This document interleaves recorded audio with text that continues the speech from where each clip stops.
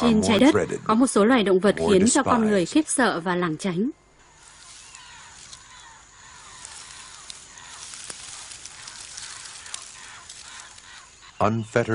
Không bị trói buộc bởi những đôi chân, loài động vật sát thủ này đem đến nỗi ám ảnh cho những loài vật khác sống ở trên cạn, dưới nước và cả trên ngọn cây. Theo đuổi vô số con mồi không ngừng nghỉ, thậm chí chính đồng loại của chúng. Một số loài ngụy trang một cách đầy mưu mẹo, số khác khoác lớp áo màu sặc sỡ để che đậy nọc độc chết người. Với một vẻ đẹp nguy hiểm, đôi khi bị hiểu lầm một cách đáng tiếc, loài rắn sinh tồn và phát triển. Gần như chúng sinh sống ở mọi vùng đất trên hành tinh này. Chúng là những động vật có khả năng sinh tồn tuyệt vời. Cơ thể chúng được tạo ra với một thiết kế vô cùng phù hợp cho việc săn bắt mồi.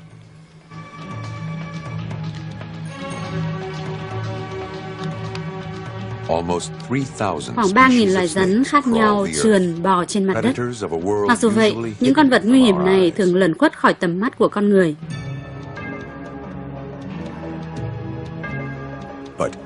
Nhưng trong tiềm thức của mỗi chúng ta, cái bóng vô hình của chúng cũng đủ làm con người khiếp sợ, như khi chúng làm cho con mồi thu mình một cách sợ hãi.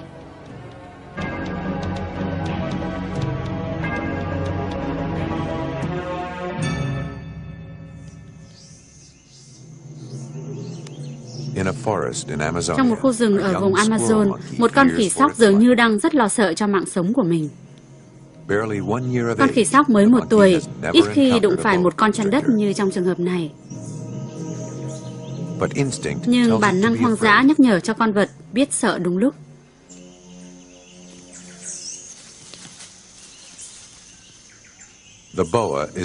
Chăn đất vốn là một loài động vật săn khỉ. Chỉ cần một cái bám chặt, thật đáng ngạc nhiên là con chăn đất này có thể lôi chính cơ thể nặng nề của nó lên ngọn cây cao nhằm tìm kiếm một con mồi bất cảnh giác. Một con khỉ bờm sư tử nhỏ bé có thể biến thành một bữa ăn lý tưởng cho con chăn.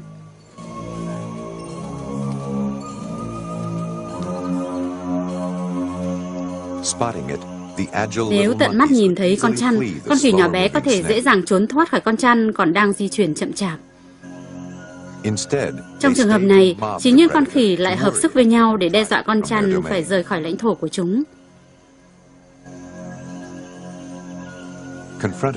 Với những kinh nghiệm đã tích lũy từ lâu, những con khỉ này phản xạ hoàn toàn theo bản năng để át đi nỗi sợ hãi sâu thẳm trong tiềm thức.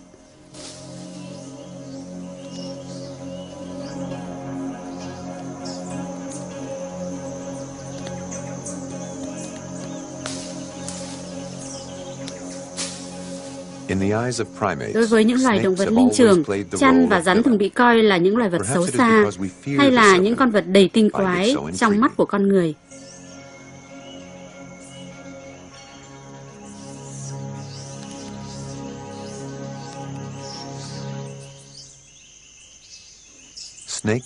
Trên thực tế, từ xa xưa, con người chúng ta đã không ưa thích loài rắn, nên chúng ta luôn coi chúng là một loài vật có vẻ gì đó mờ ám và bí hiểm.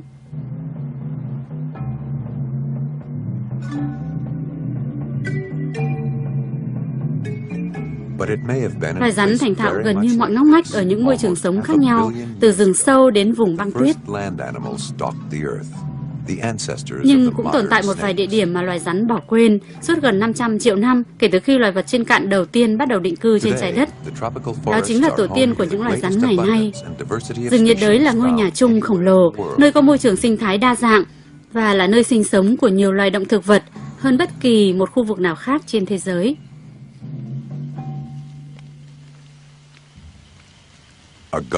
Nơi đây vừa là vườn địa đàng, nhưng cũng là một địa ngục với màu xanh biếc bao phủ. Cả hai kiểu cách gọi tên đều phù hợp với một thế giới, nơi mà sự sống mặc sức đơm hoa kết trái, trong khi cái chết lúc nào cũng kề sát ở bên.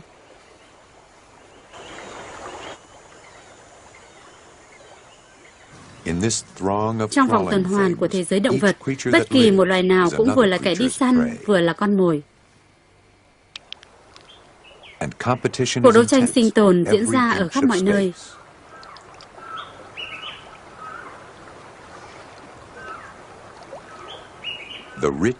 Một nơi căng tràn nhựa sống như chính khu rừng nhiệt đới này trở thành một thiên đường cho những con thú săn mồi.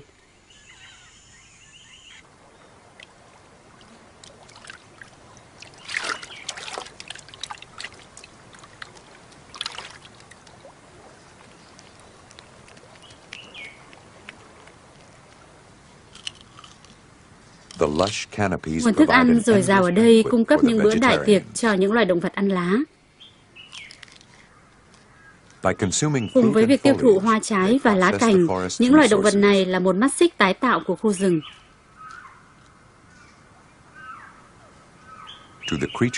Những kẻ đi săn những loài vật sống trên cao cũng dễ dàng tìm kiếm được thức ăn là những loài vật có kích thước nhỏ hơn, ưa hoạt động như những con lười hay những con sóc Amazon.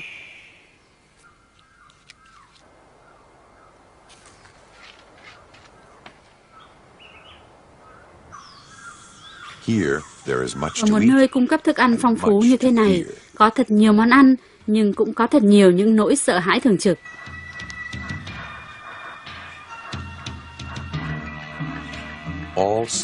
Tất cả những loài rắn đều đi săn mồi. Một vài trong số những kẻ gác rừng thần thoại là loài mang vẻ chết chóc nhất. Loài rắn san hô sống ở nơi ẩm ướt, cũng giống như loài rắn hổ mang Ấn Độ, là loài vật có nọc độc mạnh nhất mà con người từng biết đến. Loài vật thích sống ẩn dật này thường săn lùng con mồi ở trong bóng tối, ở những nơi ẩm thấp của khu rừng nhiệt đới.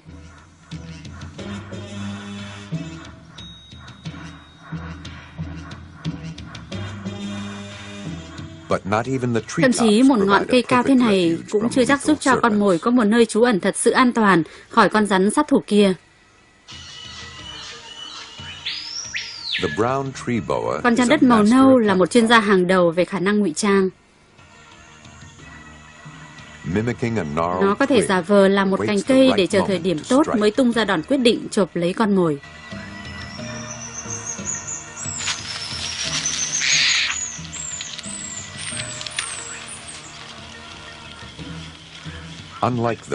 Không dùng nọc độc như rắn san hô, kỹ thuật săn mồi của con chăn đất này phụ thuộc vào khả năng cuộn như bện thừng của nó. Càng quấn chặt bao nhiêu thì con mồi càng nhanh chóng bị hạ gục.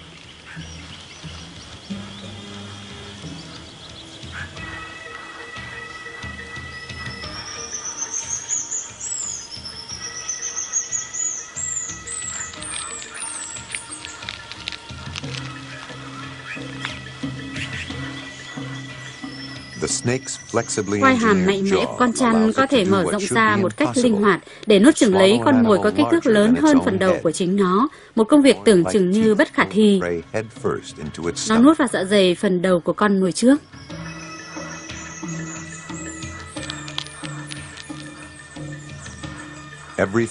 Trừ phần lông vũ, tất cả những phần khác của con chim đều bị con chăn tiêu hóa. Quá trình đó sẽ diễn ra trong nhiều ngày.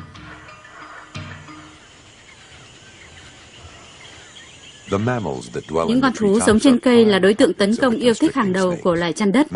Một số loài chăn còn phát triển khả năng rất khôn ngoan trong việc che giấu mục đích thật sự của chúng.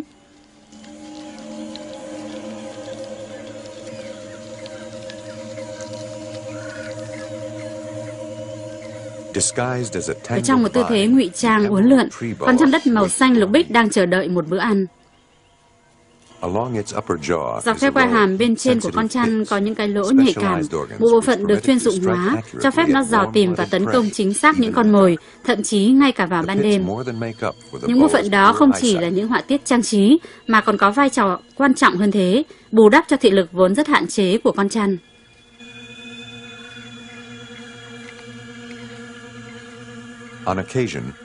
Con vẹt này cũng dùng màu xanh để ngụy trang, không hề biết rằng nó sắp trở thành bữa ăn của con chăn.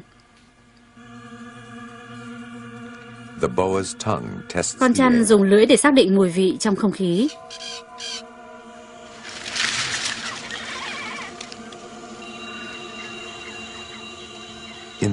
Và chỉ trong nháy mắt, cuộc sống của con vẹt đã kết thúc.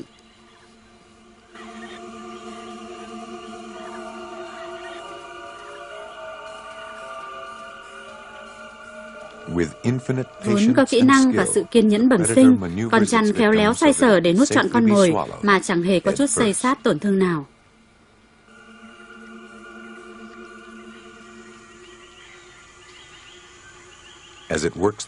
Trong quá trình tiêu hóa, con trăn treo mình trên thân cây, thân mình nó oằn lên với khối lượng đồ sộ, được giữ thăng bằng bởi phần đuôi chắc khỏe.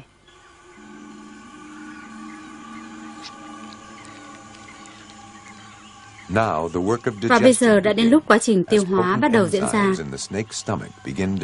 Lượng axit dịch vị tiết ra thấm vào mô mềm của con vẹt.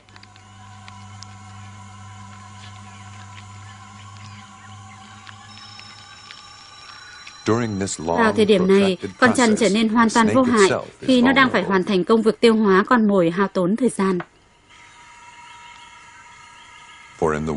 Trong một thế giới như thế này, những loài vật khôn ngoan thường đợi chờ để săn tìm những con mồi hoặc chậm chạp hoặc ngơ ngác, không nhận biết được những gì đang diễn ra xung quanh.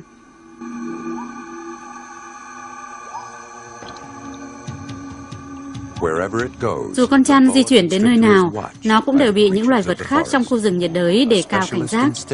Con trăn di chuyển tự do khắp trong khu rừng, giống như ở chính ngôi nhà của mình.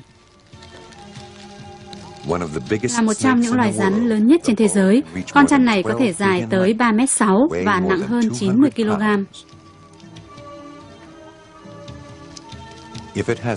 Trong trường hợp bất khả kháng, nó cũng có thể sống sót trong suốt 1 năm mà không ăn uống gì từ lần săn mồi này đến lần khác. Con trăn há miệng rộng và rít lên từng hồi nhằm cảnh báo và đuổi kẻ thù đi xa. Những chiếc răng của trăn có thể làm vết thương nhiễm trùng, nhưng thực tế chỉ cú vặn thừng siết chặt của nó mới dẫn đến cái chết của con mồi. Với lớp da xen kẽ màu nâu và xanh lá, con trăn to lớn thoát ẩn thoát hiện trên nền rừng tranh tối tranh sáng.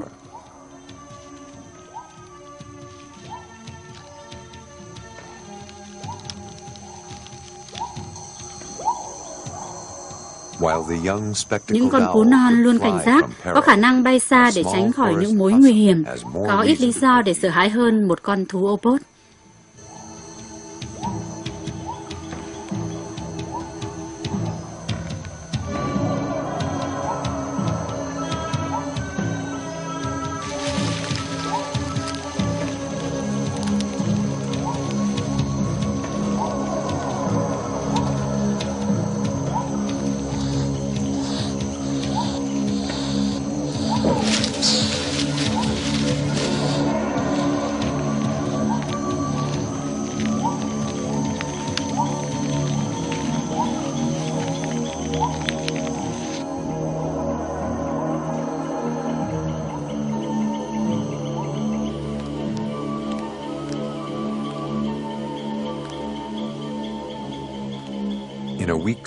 Trong khoảng thời gian 1 tuần, con vật kém may mắn này sẽ bị tiêu hóa và biến đổi thành một quả bóng toàn lông và xương, sau đó sẽ bị con trăn đào thải.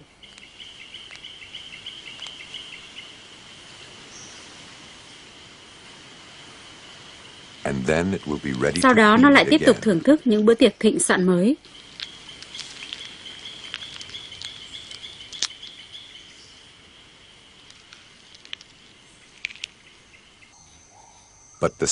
Nhưng loài rắn không phải lúc nào cũng đóng vai trò của kẻ đi săn.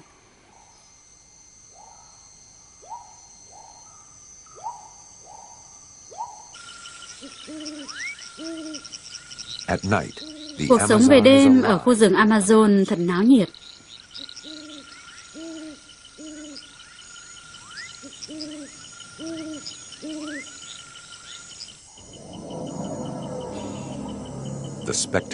Một con cú vọ đang quan sát chăm chú, như một chiếc radar quét qua nền rừng.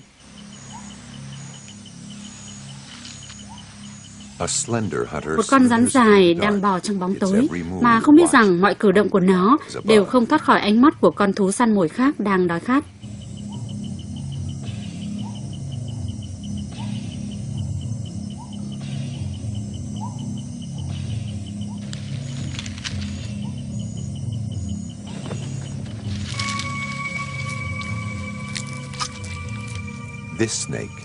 Con rắn này không hề mảy may cảm nhận được nguy hiểm đang rình rập.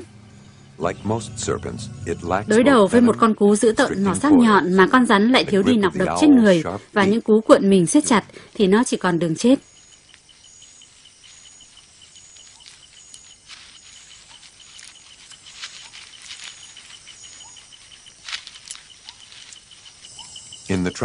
Chỉ có một số ít những loài động vật may mắn có thể thoát chết mỗi ngày.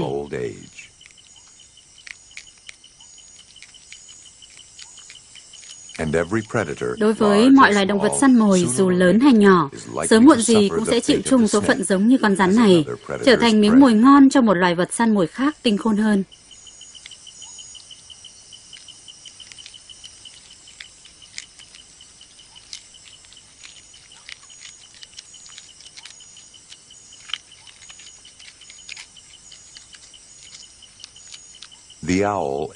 Loài cú là một trong nhiều loài chim thường xuyên săn bắt rắn. Chính vì vậy mà loài rắn thường có một nỗi sợ hãi lớn hơn nhiều sự đe dọa mà đồng loại mang đến cho chúng.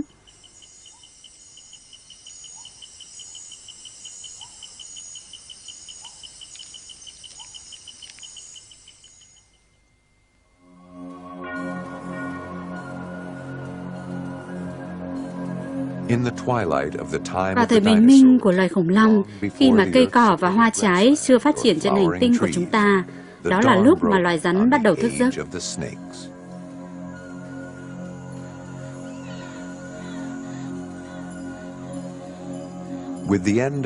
Kỷ trung sinh kết thúc, một trang mới của sự sống lại bắt đầu trên hành tinh. Từ xích đạo đến vùng cực, nơi đâu cũng diễn ra cuộc cách mạng về sự sống. Các lục địa dịch chuyển cùng với sự biến đổi từ cái cũ sang cái mới trên khắp thế giới. Khá nhanh chóng sau đó, những loài động vật mới xuất hiện và trở nên đông đúc cùng với việc thích nghi dần với đa dạng hình thái sự sống trên hành tinh. Trong số những kẻ mới đến, có những con chim đầu tiên và cả những giống bò sát mới không có chân, được tạo hóa ưu đãi với lượng thức ăn dồi dào và những cái chi dường như không cần dùng đến nữa trong việc bám đuổi con mồi.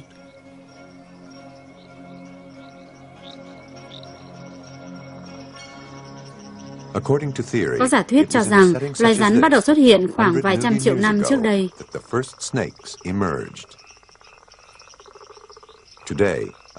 Vào lúc này, một con rắn nước độc sống ở Mỹ dừng lại bên một cái đầm lầy ở phía nam. Đó là một trong những con rắn khỏe và độc nhất sống ở Mỹ, thường nằm bên cạnh mép nước để bắt cá và ếch nhái.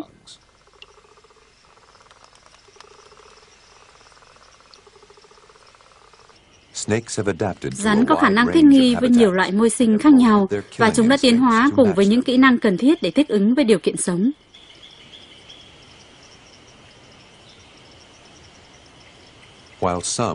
Trong khi một số quan sát chăm chú trong bóng tối để chờ đợi con mồi, thì một số khác lại dựa vào tốc độ để săn mồi.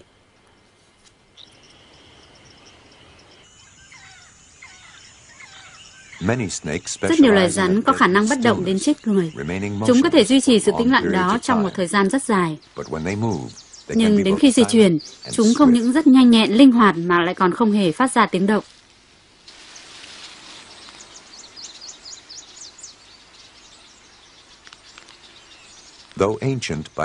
Mặc dù loài rắn gần như đã tồn tại trước đó rất lâu rồi, nhưng trên thực tế, rắn vẫn chỉ là một loài bò sát thời hiện đại so với tổ tiên bò sát cổ đại của chúng và bộ lưỡng cư. Ếch nhái và những loài lưỡng cư họ hàng khác vốn là những cư dân đặt những bước chân đầu tiên của sự sống trên cạn, nhưng chúng sẽ không bao giờ hoàn toàn rời những vũng nước nửa bước. Tổ tiên trước đây của loài rắn là những loài bò sát có vảy trên da.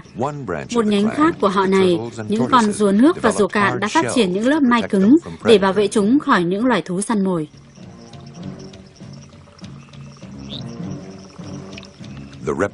Loài bò sát đã đặt những bước chân khổng lồ đầu tiên lên cạn để bắt đầu sự sống mới. Cùng thời điểm đó, những loài thằn lằn, họ hàng gần nhất với loài rắn đã xuất hiện khắp nơi trên trái đất, ở mọi môi sinh về sự tồn tại của chúng.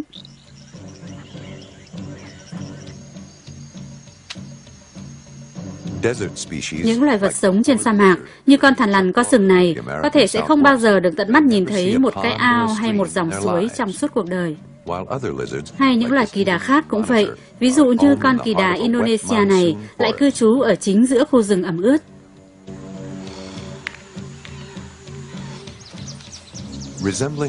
Giống như khởi nguồn của tổ tiên khủng long xa xưa, con cự đà iguana cỡ thường này sinh sống dọc các bờ sông trong khu rừng của Tân Thế Giới.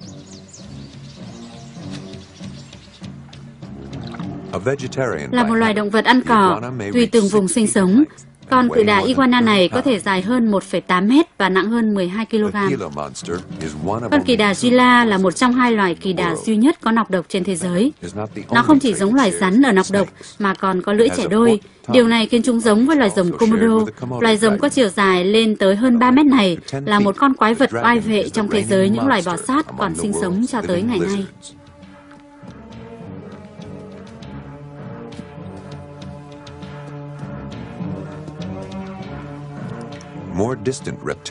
Giống cá sấu alligator và cá sấu thông thường đã chiếm lấy một phân nhánh khác như tương đương với nhau dọc theo chiều dài của lịch sử tiến hóa.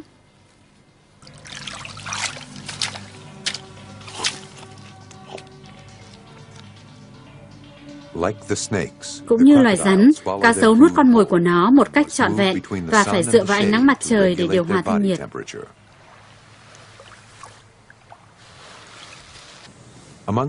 Trong số những loài rắn nguyên thủy nhất, dù thiếu đi những cái chi và quai hàm có thể xé thịt, chăn đất và chăn cuộn vẫn là những chuyên gia đi săn hàng đầu, giết chết con mồi với kỹ năng cuộn chặt như bện thừng. Nhưng không giống như họ hàng thằn lằn, chúng còn giữ lại lưỡi chẻ đôi để dò tìm dấu hiệu của con mồi. Mặc dù tập trung chủ yếu ở những khu rừng nhiệt đới, nhưng loài rắn cũng mở rộng diện tích sinh sống ở nhiều vùng đất khác trên thế giới, thậm chí ngay trên sườn dốc giá lạnh cao 4.500 mét ở vùng núi Himalaya.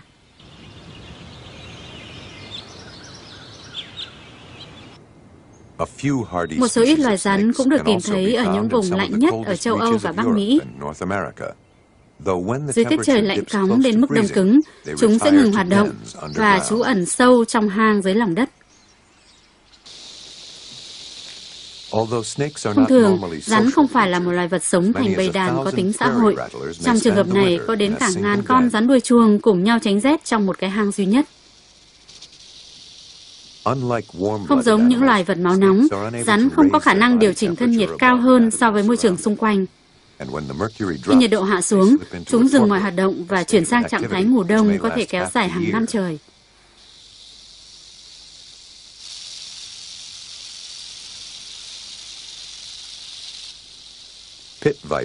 Những con rắn lục và những con rắn đuôi chuông chịu đựng cái lạnh tốt hơn những con rắn khác. Giống những sinh vật máu lạnh, phần lớn những loài rắn thường thích nghi tốt trong những khu rừng nhiệt đới rậm rạp như khu rừng ở Florida. Trong khu rừng này, phần lớn thời gian trong năm thời tiết rất dịu nhẹ, nhiệt độ quanh năm rất phù hợp với vùng nhiệt đới. Hệ quả là một sự bùng nổ rực rỡ của sự sống.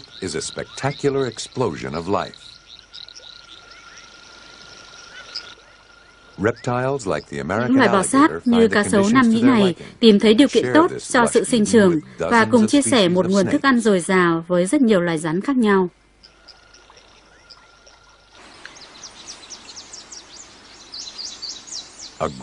Một con rắn sọc lớn đang săn cá hoặc ếch nhái trong bụi rậm.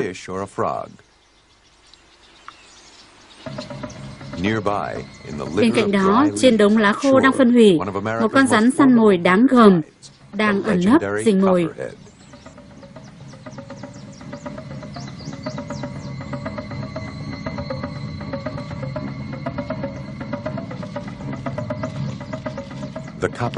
Loài rắn này đã đem đến nhiều tiếng xấu cho những con rắn khác ở châu Mỹ. Vết cắn của nó hiếm khi gây tử vong, nhưng nó lại thường biến những sinh vật nhỏ bé sống trong khu rừng trở thành những nạn nhân xấu số bởi vỏ bọc ngụy trang hoàn hảo của nó.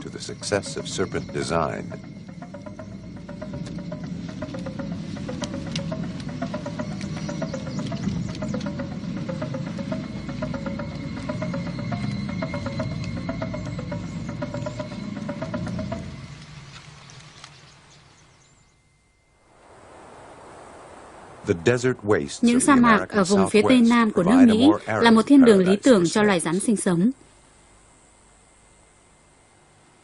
Tất cả các loài động vật sinh sống trên sa mạc, trải dài từ đồng cỏ đến những khu rừng, đều phải có khả năng thích nghi với môi trường thiếu nước trầm trọng.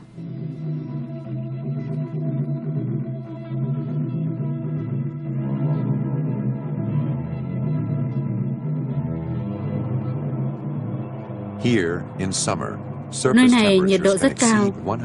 Vào giữa ngày là thời điểm những cơn lốc cát bị gió nóng thổi tung quay cuồng di chuyển.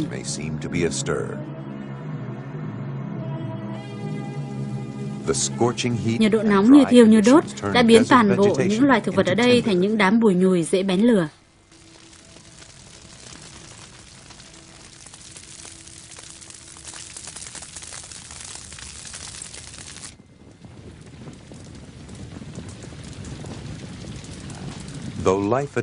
Mặc dù hầu như sự sống đã rời vào một nơi như thế này, những loài còn thích nghi được với môi trường phải luôn đấu tranh giữa sự sống và cái chết.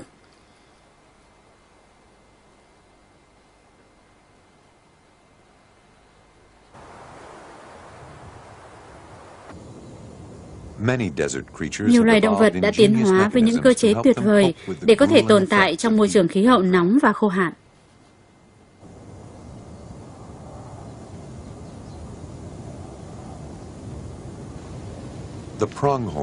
Loài linh dương cũng được trang bị đầy đủ để có thể đối phó với sự khắc nghiệt này. Rừng linh dương có khả năng cách nhiệt. Loài vật này có thể tự cung cấp lượng nước đủ cho nhu cầu của cơ thể từ việc ăn những cây bụi. Con thỏ đuôi bông sa mạc này cũng thích nghi hoàn toàn với môi trường khô hạn. Nó có thể sống suốt đời mà không uống nước lần nào. Một số khác đối phó với cái nóng thiêu đốt bằng cách đào hang sâu trú dưới lòng đất. Một số khác phải di chuyển thật xa để có thể tìm thấy những vũng nước còn sót lại.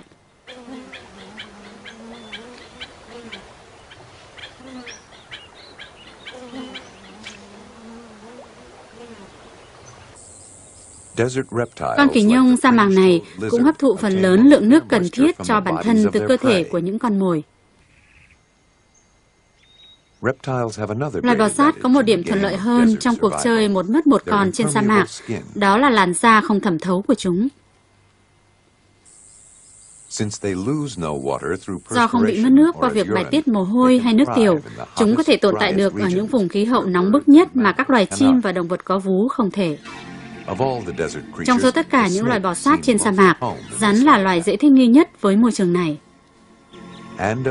Trong số những loài rắn đó, chỉ có một số ít loài có tiếng tăm như loài rắn san hô.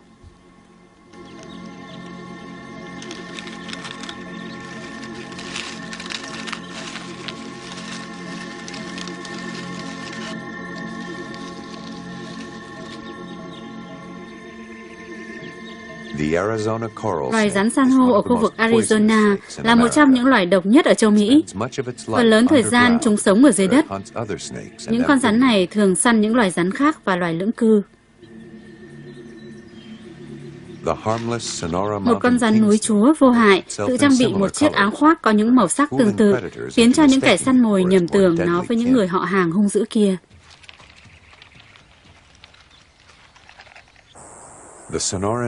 Sa mạc Nam Arizona là một thiên đường của những loài bò sát có nọc độc.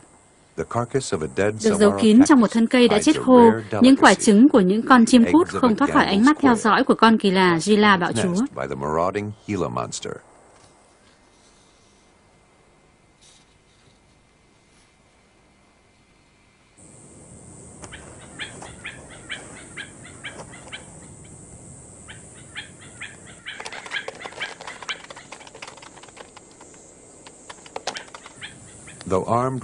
Mặc dù được trang bị nọc độc mạnh, con kỳ đà chỉ sử dụng đến thứ vũ khí đó trong trường hợp tự vệ.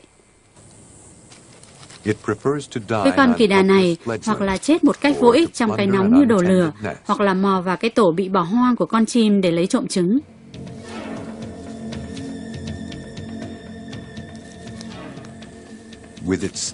Sử dụng cái lưỡi giống như loài rắn, nó thăm dò những quả trứng để lựa chọn.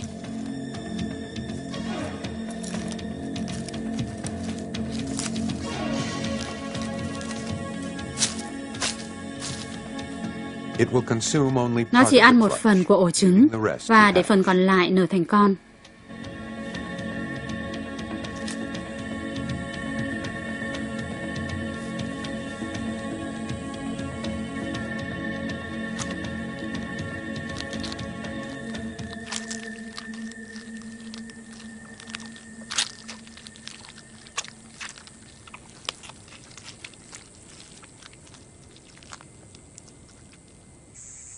Một cư dân nữa của vùng sa mạc là thủ phạm gây ra số ca tử vong của người Mỹ nhiều hơn bất kỳ một loài bò sát nào khác.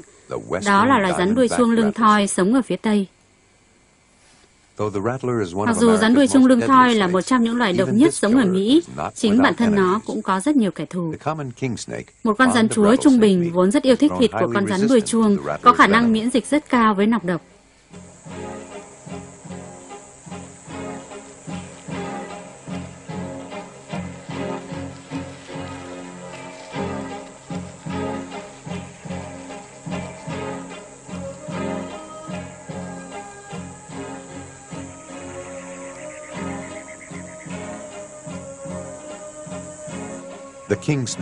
Rắn chúa là một loài săn mồi thiện nghệ và luôn tỉnh táo. Do không có nọc độc, rắn chúa giết chết con mồi bằng cách siết chặt. Chiến thuật của nó là khóa lấy phần đầu của con rắn đuôi chuông và lùa nó vào trong vòng bệnh thường chết người.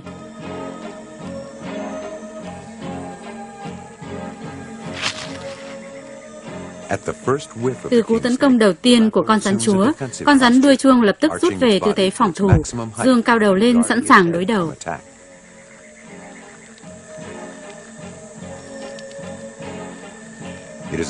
Nhưng tư thế này của con rắn đuôi chuông đã tạo điều kiện cho chính con rắn chúa tận dụng kỹ năng giết rắn đuôi chuông trứ danh của mình.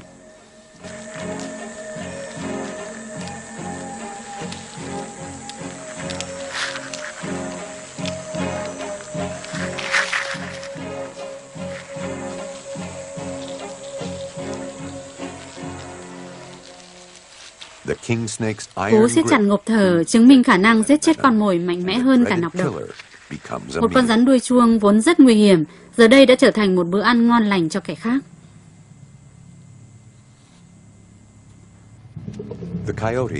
Một kẻ thù khác của rắn đuôi chuông là loài chó sói đồng cỏ. Mặc dù đôi khi chính những con chó nhỏ còn thiếu kinh nghiệm phải trả giá bằng những cái chết đau đớn. Con rắn đuôi chuông dùng nọc độc để xua đuổi kẻ thù, đôi khi nó phun cả nọc độc ra xung quanh cả những bụi cây.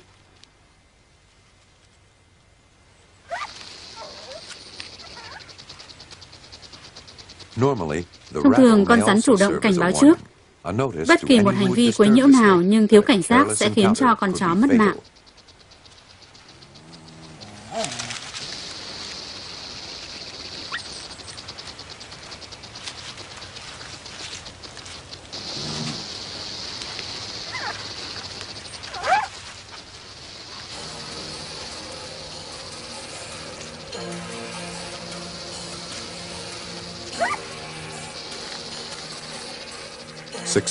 Nhưng kẻ đi săn rắn phải có tốc độ và sự nhanh nhẹn để tấn công con rắn, nếu không chính nó lại làm mồi cho con rắn. Con gà lôi đuôi dài là một chuyên gia bắt rắn hàng đầu.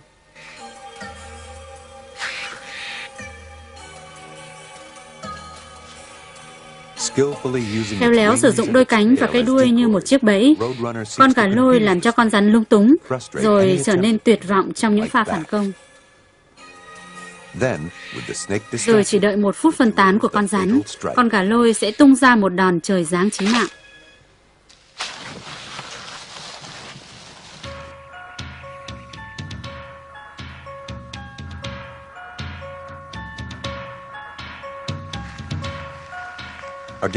Ngược lại với những con mồi thông thường là những loài thú nhỏ như chuột hay sóc đất, rắn đuôi chuông miền Tây là một kẻ đi săn điêu luyện mà khi gặp không thể tránh khỏi cái chết.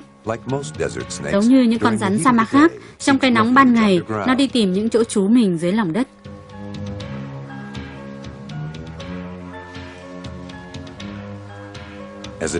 Trong khi thăm dò một cái hang, cái đuôi chuông của nó vẫn rung lên nhằm cảnh báo những con mồi gần đó.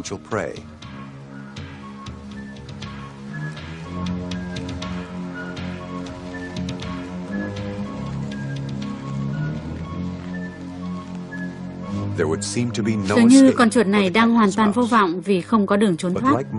Tuy nhiên, thị lực của rắn đuôi chuông cũng kém giống như những loài rắn khác. Trong ánh sáng tù mù thế này, con rắn không dễ phát hiện được dấu hiệu của con mồi trừ khi con vật chuyển động. Một thời gian dài đã có những người tin rằng loài rắn dùng cái lưỡi chẻ đôi để thôi miên con mồi cho tới khi nó bất động hoàn toàn, rồi sau đó sẽ kết liễu nó bằng một cú đánh chính xác. Trên thực tế, con chuột bất động không phải vì sự thôi miên của con rắn, mà đó chính là bản năng hữu dụng nhất của họ gặm nhấm. Bản thân chúng hiểu rõ rằng con rắn sẽ phát hiện được mục tiêu nhờ sự chuyển động của con mồi, và điều đó đã giúp cho con chuột trốn thoát. Loài rắn huyền thoại này có khả năng thích nghi một cách tốt nhất ở vùng sa mạc phía Tây nước Mỹ. Đối với nhiều loài động vật, rắn đuôi chuông miền Tây là một trong những kẻ đi săn đáng sợ nhất trên vùng đất cằn cỗi này, bởi thói quen săn con mồi đến tận cùng.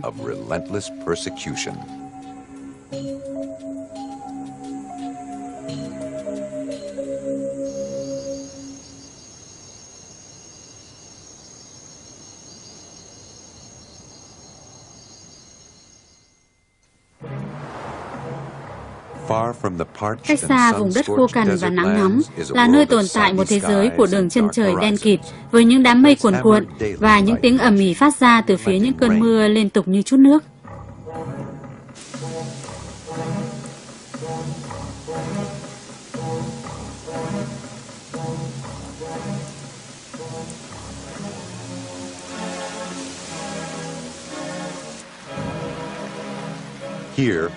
Ở nơi đây, nguồn nước luôn dồi dào như vô tận để đáp ứng cho sự sống.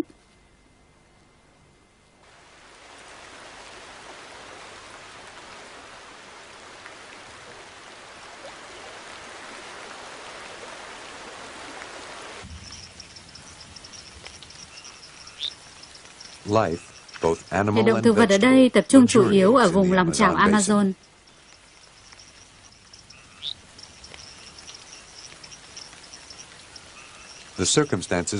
Điều kiện sống này hoàn toàn thỏa mãn nhu cầu của con lười, vốn là loài chuyên ăn thực vật. Thực đơn của nó chủ yếu là lá cây.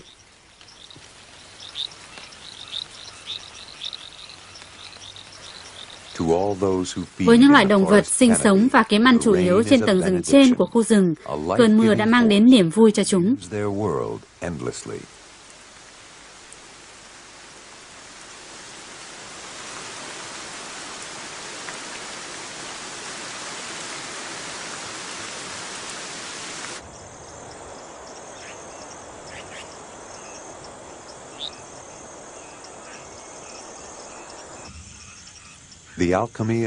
Những cơn mưa đã đem đến sức mạnh dồi dào để tái tạo sự sống. Những cơn mưa như trút nước kết hợp với nhiệt độ nóng ẩm của rừng nhiệt đới đã giúp cho đất đai ở đây trở nên màu mỡ và các loài động thực vật có thể phát triển mạnh mẽ nhất. Rừng Amazon là một ngôi nhà lý tưởng cho những loài vật khổng lồ. Con trăn anaconda này là một loài rắn có quyền năng lớn nhất trên trái đất. Thân của nó có thể dài hơn 9 mét và trọng lượng lên tới 454 kg. Chính điều đó đã khiến cho nó trở thành loài động vật săn mồi có sức mạnh bậc nhất trên thế giới.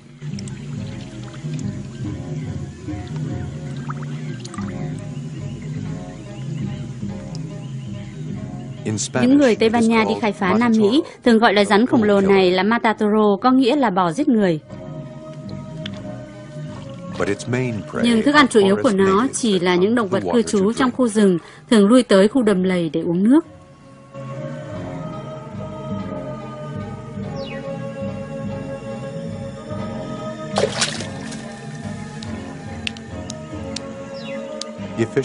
Con trăn tấn công con mồi rất nhanh và hiệu quả.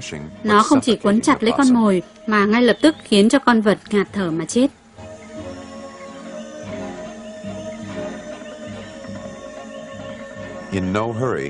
Không có gì phải vội vàng.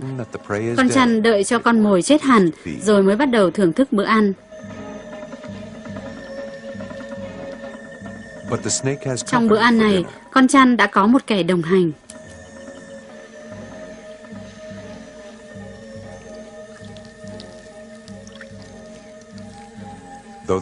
Mặc dù con trồn không hề biểu lộ một mối nguy hại nào, nhưng nhất cử nhất động diễn ra xung quanh đều làm cho bữa ăn của con trăn khổng lồ bị gián đoạn.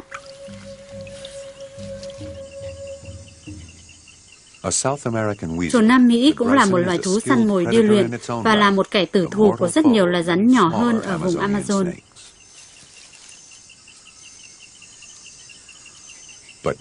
Nhưng con trồn cũng như con trăn chẳng hề đoái hoài gì đến việc đọ sức với nhau.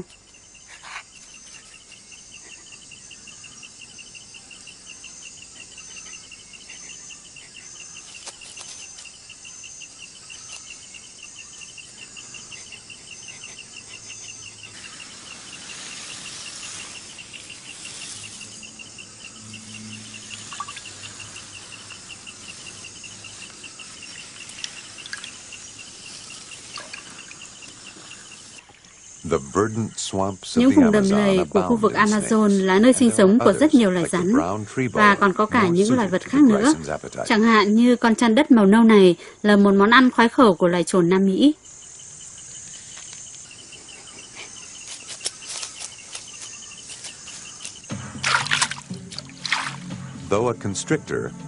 Con chăn đất không có nọc độc nên thường tự vệ bằng những cú táp với cặp răng nhọn nhằm giảm nhuệ khí của con thú săn mồi.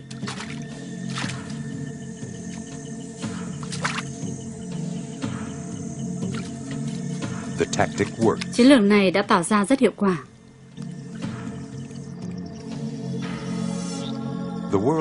Loài gặm nhấm lớn nhất thế giới, con lợn nước capybara là một miếng mồi lý tưởng cho loài rắn lớn nhất thế giới này.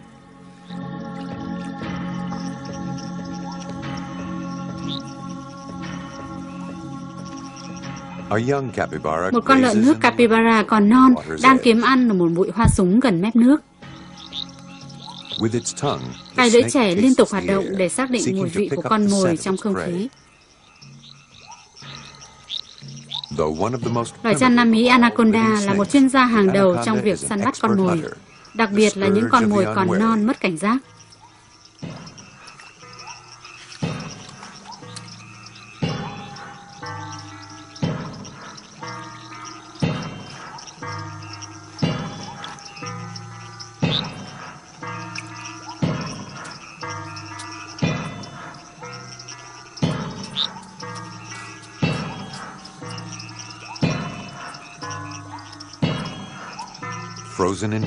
Con lợn nước capybara đang trong trạng thái chờ đợi, nó tê cứng vì sợ hãi.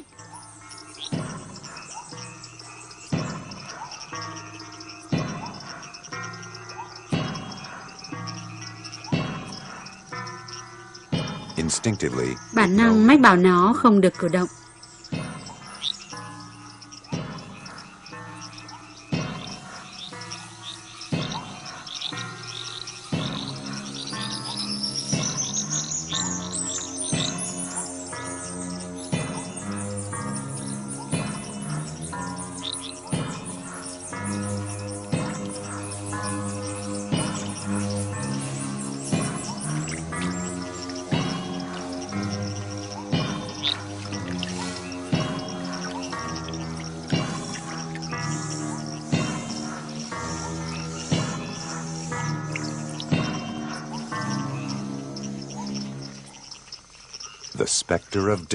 Nhưng rồi mối hiểm họa chết chóc cuối cùng cũng trôi qua.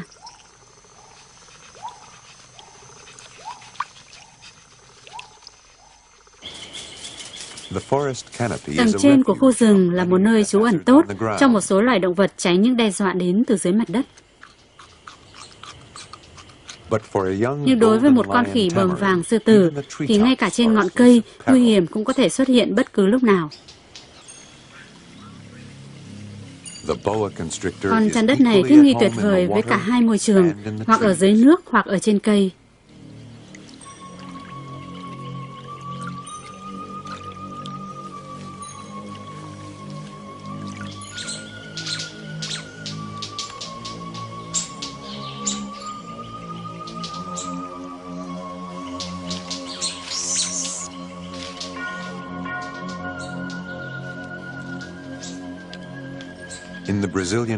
Trong khu rừng Brazil, nơi những con khỉ bờm vàng sư tử sinh sống, một con khỉ non mới được sinh ra nếu không được bố mẹ trông coi cẩn thận, rất dễ dàng biến thành miếng mồi ngon cho một con chăn đất tinh quái.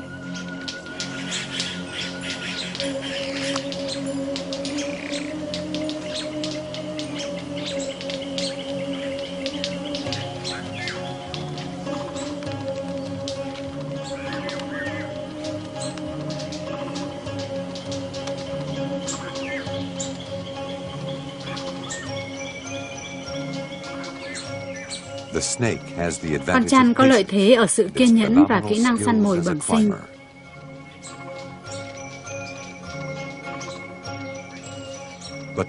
Nhưng con khỉ lại có thể di chuyển nhanh chóng đến những nơi khác mà con chăn không thể bám đuổi được. May mắn cho con chăn, bản thân nó có thể đợi chờ hàng tháng trời để có được một bữa ăn khác.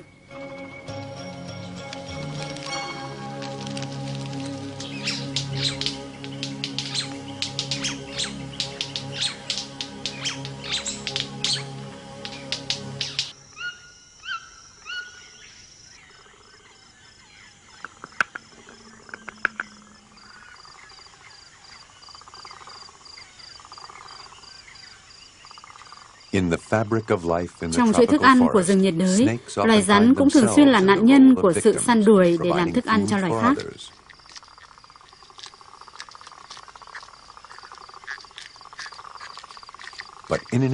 Nhưng ở bất kỳ một thời điểm nào, tình thế cũng có thể bị đảo ngược.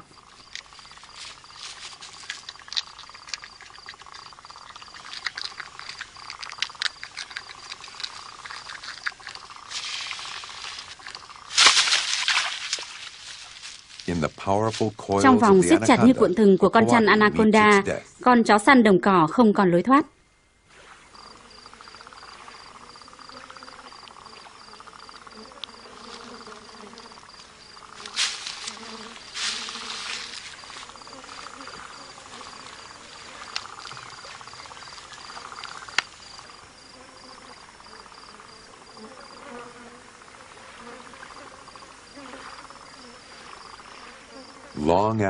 Rất lâu sau khi kỷ nguyên của loài bò sát bước sang trang mới, với kỷ nguyên của loài động vật có vú, loài bò sát lại phủ quyết việc bị đào thải.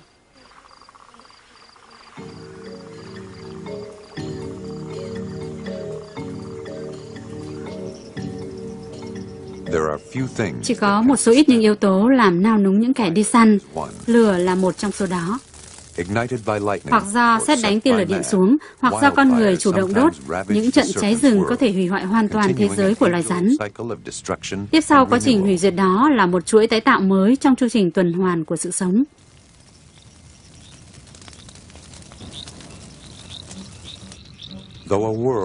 Thế giới cũ biến mất cùng với khói bụi, từ những đám tro tàn đó xuất hiện những hạt mầm của sự kiến tạo.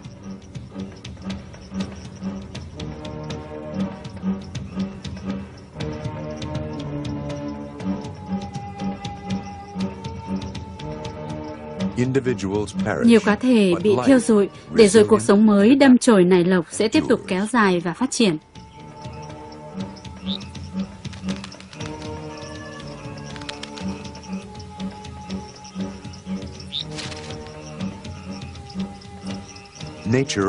Sau những thảm họa tàn khốc đó, các sinh vật sống lại hối hả trở lại với mặt đất nóng như thiêu như đốt.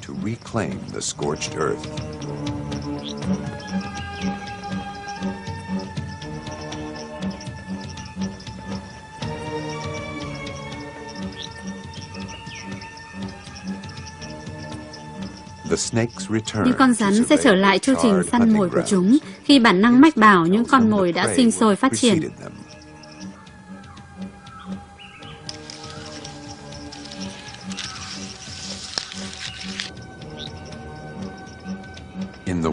Trong thế giới của những loài rắn, cuộc sống bắt đầu trở lại ở chính nơi mà nó đã bị bỏ hoang. Giống loài của chúng sẽ còn tiến xa hơn và hiển nhiên chúng sẽ tiếp tục tồn tại và phát triển.